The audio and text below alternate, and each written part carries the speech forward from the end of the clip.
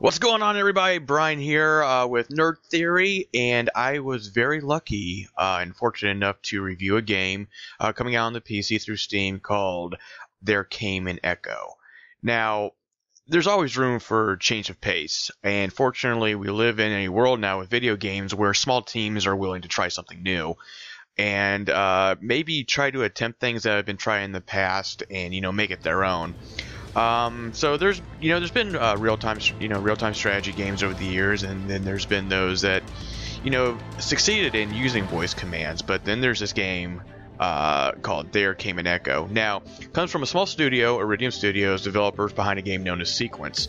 Now, I'll be the first to admit that I'm not the biggest RTS fan out there, but after playing a game, I'm glad that I did. Not because it necessarily turned me into a fan of the genre, but rather a fan of just taking control of the game using my voice instead of a controller or a keyboard.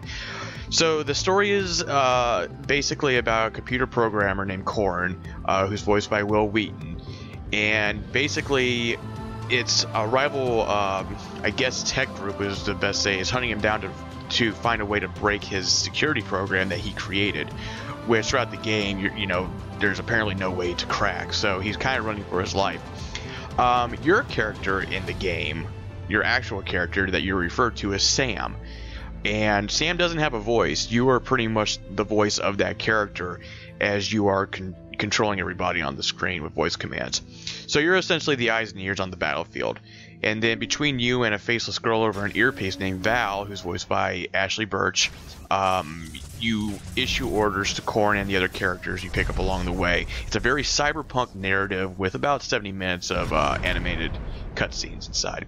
Now, the first term that may come to mind about this is gimmicky, or a gimmick, and you wouldn't be wrong to think that, because the last time we received a game kind of like this was Tom Clancy's End War that used the voice commands. And while it was good for what it was back then, there were just aspects to it I felt that weren't intuitive enough for the consumer in general.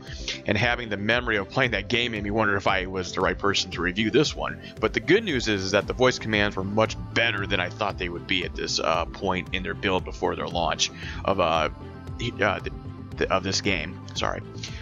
Going through the motions of the game, I became more and more comfortable with the commands to the point where I became lazy with them.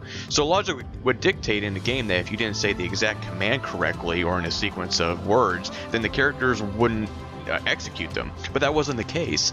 In this game, There Came an Echo, there are a few different ways that you can command a group or an individual that can be executed. In this particular case, I'm referring to a time where the command was I had to say everyone fire on target 2 or focus on target 2. And I didn't say that. It got to the point where I just said, hey, target 2, and everybody focused their attention to it. So they're not sticklers with a particular set of words in order to get the command straight. And that's just one of the examples. Another example is that you can refer to your characters by different nicknames.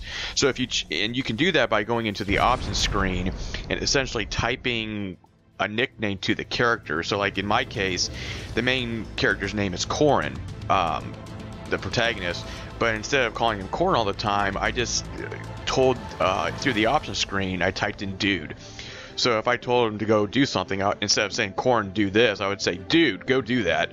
And that just made the experience a lot better. So being able to command my characters based on how I tend to speak normally in a casual setting made the game much more relaxing and fun to play, and kind of neat just to see, no matter whatever I put down, if it would actually work in the game. And in most cases, it definitely did. But it's not perfect. As the tension rises and the battles become more intense on screen, your natural instinct is to speak fast and yell, but the game's not going to pick it up, and it's just going to tell you that they can't understand you. This isn't the fault of the developers by any means, but in a game where you and your crew are getting picked off quickly at certain points, it can become a little frustrating. However, this is going to lead you to go into the battle with a better plan next time. Hence the real-time strategy part of it. So that's going to be a real treat for real-time strategy fans out there. So there's an option not to use any of the voice commands in the game. Just right click on the mouse button and there's a wheel that will come up. It will bring up a command display. And so you can do that. There's also the option of connecting the Xbox One or PS4 controller, which I would recommend just for the sake of moving the camera around in the area. But after talking to the developer, there are ports planned for those consoles, so that would be exciting. The story is engaging enough to keep your interest, and the voices in the game seem like they fit their respective characters. The problem is that I found the dialogue in the game, it just seemed like some of the dialogue was there, and it didn't move the plot. It didn't really move the plot forward per se. It was just kind of there to be there, and I just felt like it came off as very juvenile. You have all these adult characters in tense situations, but when their responses to something is whatever or shut up, a lot of the game, it just came off as whiny adults, not taking what's going on very seriously. And it was just there to fill up some time, just to shorten it up and move the plot along.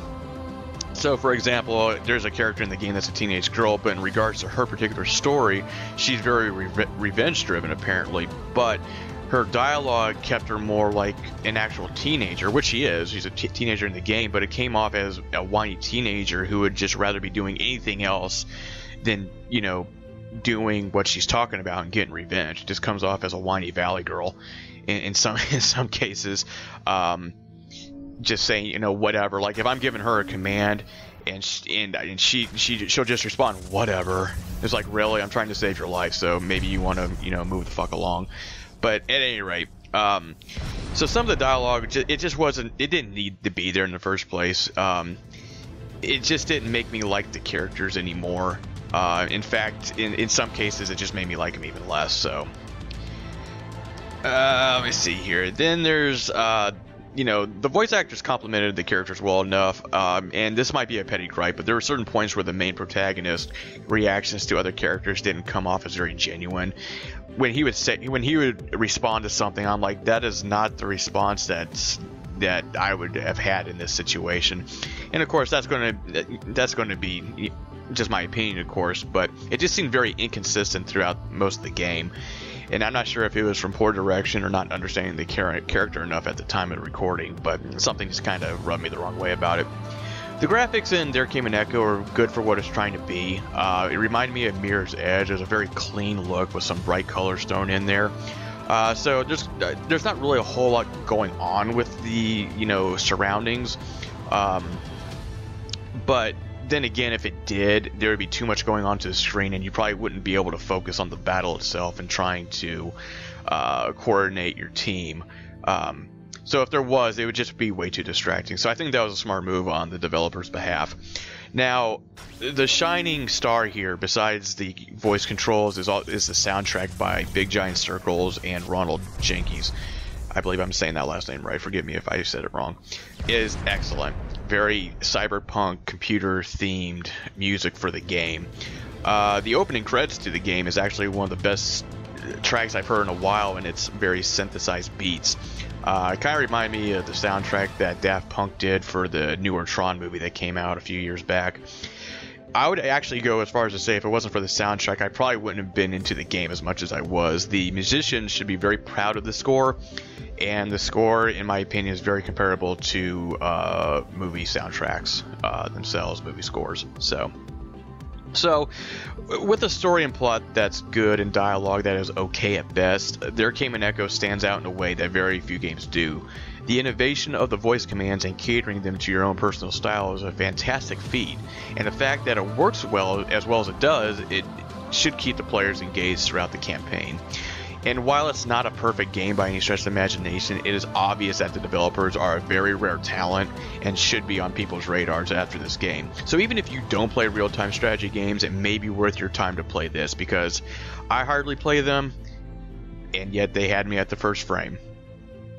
So that's my review. I'm going to give it a 4 out of 5. I think it was very good for what it is, and very innovative. I'm very excited to see what happens next with this studio. I think they could possibly be on the rise. This is Nerd Theory. If you want to read the written review, just go to highscorereviews.com. Please follow us on Facebook at facebook.com/Nerd Theory channel. We do reviews. We do random things with movies. We talk about movies, games, television, and whatnot. So please subscribe.